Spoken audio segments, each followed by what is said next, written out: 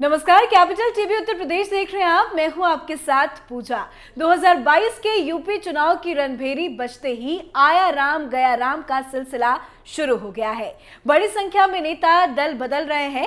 ये ठीक वैसे ही हो रहा है जैसे कि बंगाल में हुआ था, जब बड़ी संख्या में नेताओं ने एक पार्टी छोड़ दूसरी पार्टी का दामन थाम लिया था, लेकिन नतीजों ने उनकी बेचैनी बढ़ा दी और फिर उनमें घर वापसी की तलब जग गई थी। आखिर ऐसा क्या हुआ था 2021 के बंगाल विधानसभा चुनाव में, जानने के लिए देखिए हमारी ये खास रिपोर्ट।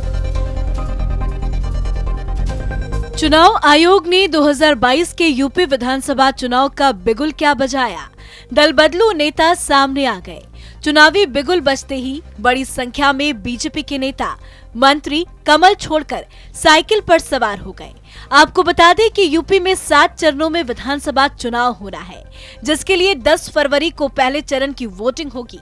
लेकिन इससे पहले ही बीजेपी की नैया हिलने लगी है। इसको लेकर सियासत की गहरी समझ रखने वाले बताते हैं कि दल बदलने का ये मामला पहली बार नहीं है।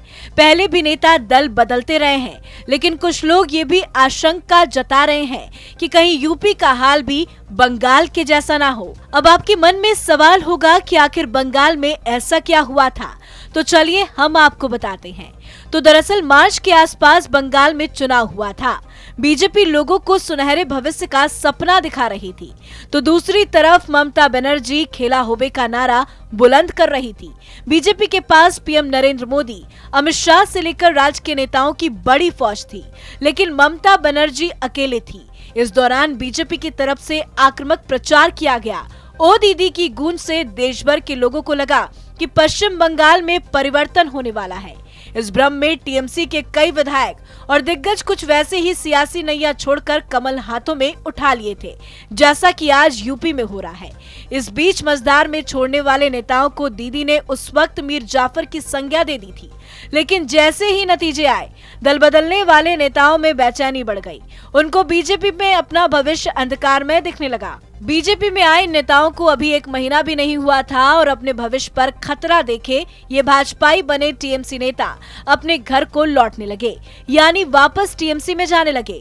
4 साल पहले टीएमसी में आए मुकुल रॉय ने जब वापसी की तो बीजेपी का कुनबा बिखरने लगा और देखते ही देखते कई नेता बीजेपी का कमल छोड़ दीदी का हाथ पकड़ लिए, जो बीजेपी के लिए चुनाव में हार से भी बड़ा संकट था।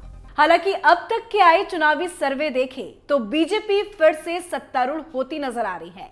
ऐसे में अगर चुनावी सर्वे सच साबित होते हैं तो आश्चर्य नहीं होगा कि फिर से पलायन करने वाले नेताओं की अंतर आत्मा जागेगी और वो कमल को हाथों में उठा लेंगे। इस खबर में फिलहाल इतना ही। तमाम खबरों के लिए देखते रहिए कैपिटल टीवी उत्तर प्रदेश। नमस्कार।